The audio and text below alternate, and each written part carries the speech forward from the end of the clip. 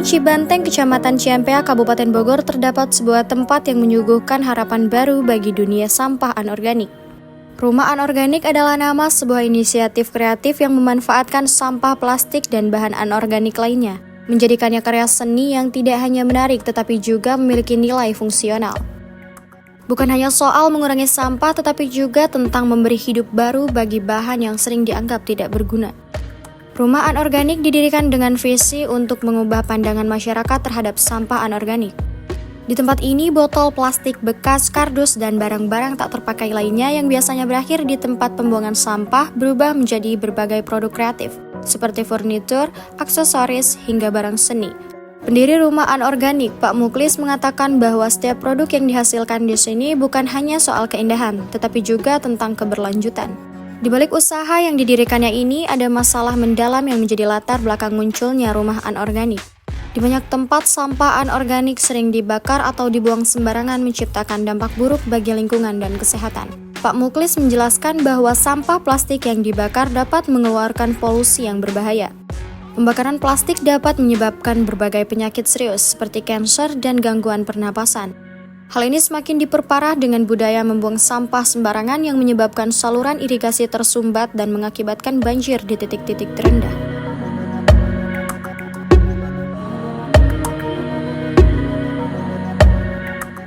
Baik, ini sebenarnya karena berangkat dari keinginan kita untuk membantu masyarakat mengatasi lingkungan yang terkontaminasi dengan limbah-limbah plastik, ya, sampah gitu. Itu aja motivasinya, sehingga kami berusaha mencari berbagai inovasi teknologi agar bisa untuk melakukan pengolahan limbah plastik, ya. Limbah plastik ini menjadi masalah yang sangat serius di masyarakat. Jadi selama ini ada budaya yang kurang mendidik yang ada di masyarakat. Yang pertama, mereka kalau plastik itu dibakar. Nah, itu polusinya sangat berbahaya, ya. Polusi hasil pembakaran dari plastik itu sangat berdampak bisa menyebabkan berbagai penyakit-penyakit yang serius, ya.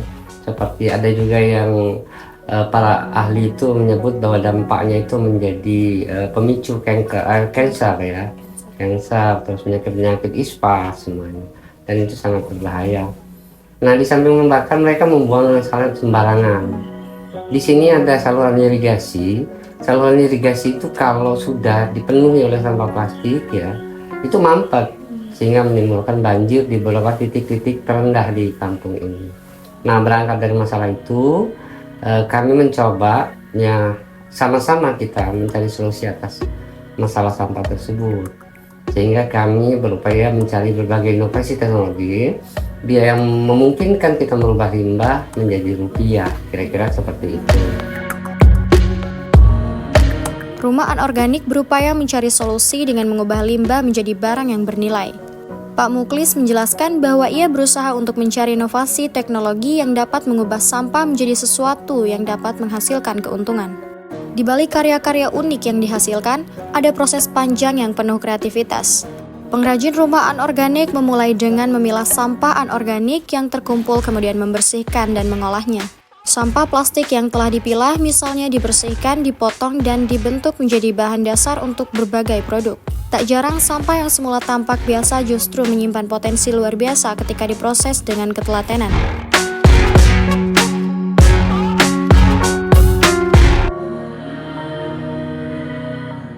Ada dua tema, produk and product, yang kami hasilkan.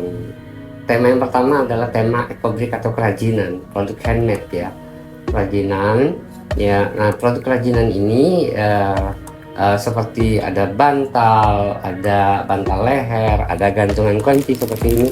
Gantungan kunci ini isinya adalah ekobrik, semuanya adalah limbah di dalamnya. Ada gantungan kunci seperti ini, ada stand HP, jadi ada tikar, ada tote bag, macam-macam. Itu yang tema yang pertama adalah kerajinan. Tema yang kedua itu adalah untuk kebutuhan konstruksi, industri, dan furniture. Nah, salah satunya adalah yang paling viral, yang menjadi primadona di sini adalah paving block ini. Paving block ini adalah telah memenuhi 3 kriteria teknik sipil. Jadi kita tidak bisa memproduksi hanya begitu saja dengan dibakar, tapi tidak ada kriteria sipil dan lingkungan yang harus kita penuhi. Bisa disebutin Pak? Iya. Kalau salah satu kriteria teknik sipilnya adalah yang pertama dia mampu tekan, kuat tekan, artinya dia tidak gampang hancur. Dan setelah dilakukan pengujian di SIL, Sipil Ilmu Lingkungan IPB, ini memiliki kekuatan tekan 4 kali beton. Ya, kekuatannya 4 kali beton. Kemudian syarat yang berikutnya, dia tidak mengalami peluruhan itu penghancuran, tidak mengalami penghancuran, tidak mengalami perubahan bentuk. Kami telah memiliki produk yang menjadi display kami, itu kami pajang hampir 4 tahun, tidak mengalami perubahan sama sekali. Hampir 90% tidak mengalami perubahan, baik warna maupun teksturnya. Seperti itu. Rumah anorganik mendapatkan pasokan bahan baku dari berbagai sumber. Sampah yang diterima terdiri dari kemasan plastik yang sudah tidak digunakan lagi oleh masyarakat atau tidak laku dijual ke pengepul. Beberapa bahan baku datang dari donasi, sementara sebagian lainnya dipasok oleh masyarakat yang menjadi supplier mereka. Salah satu produk unggulan rumah anorganik adalah kursi yang terbuat dari bahan plastik bekas yang diproses menjadi anyaman. Selain itu ada juga berbagai jenis hasil kerajinan yang menggunakan bahan dasar botol plastik yang diubah menjadi desain modern dan estetik.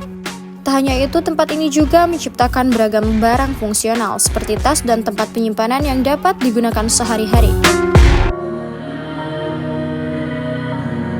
Kalau di tema pertama itu adalah kerajinan, peralatannya sederhana karena biasanya mesin jahit, ada gunting, terus apalah itu karena produknya kerajinan ya.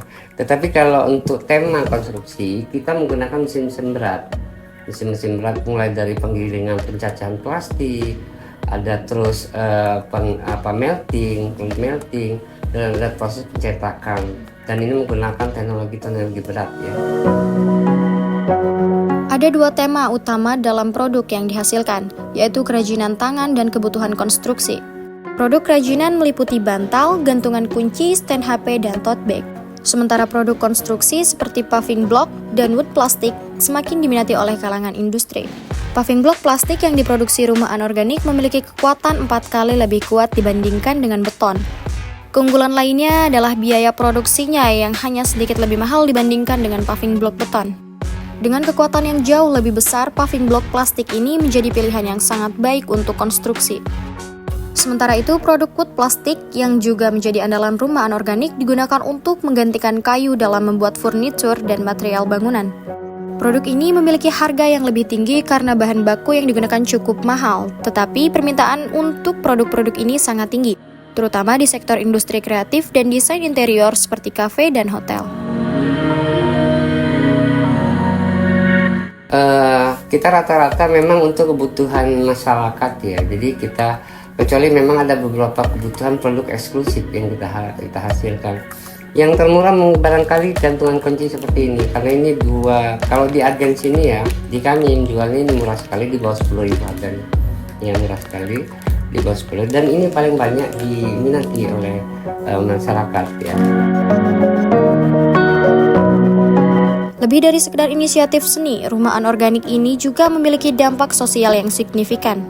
Di tempat ini, masyarakat sekitar diajak untuk bergabung dalam proses pembuatan barang-barang kreatif. Beberapa warga yang semula tidak memiliki keterampilan kini bisa menghasilkan produk bernilai dan mendapatkan penghasilan dari kreativitas mereka. Rumah anorganik juga membuka peluang pelatihan bagi mereka yang tertarik untuk belajar cara mengolah sampah anorganik menjadi barang yang berguna. Kalau paving block beton itu di angka 130.000 per meter. Paving block plastik ini 140.000 per meter, hanya beda 10.000. Tetapi dia memiliki kekuatan 4 kali beton. Ya. Nah, yang paling mahal ini wood plastik. Wood plastik ini per meternya sampai dengan 300.000 per meter. Ini yang paling mahal.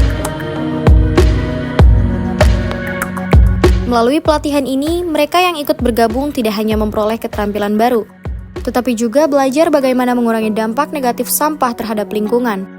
Sampah anorganik yang biasanya sulit terurai dan mencemari tanah serta air bisa diubah menjadi barang yang bermanfaat, sekaligus mengurangi jumlah sampah yang menumpuk.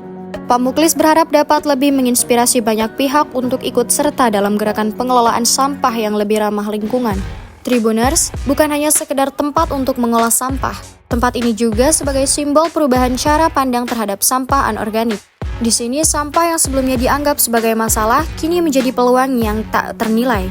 Dengan kreativitas, rumah anorganik mengajarkan kita bahwa setiap benda meskipun sudah tak berguna masih bisa memberi dampak positif bagi lingkungan dan masyarakat.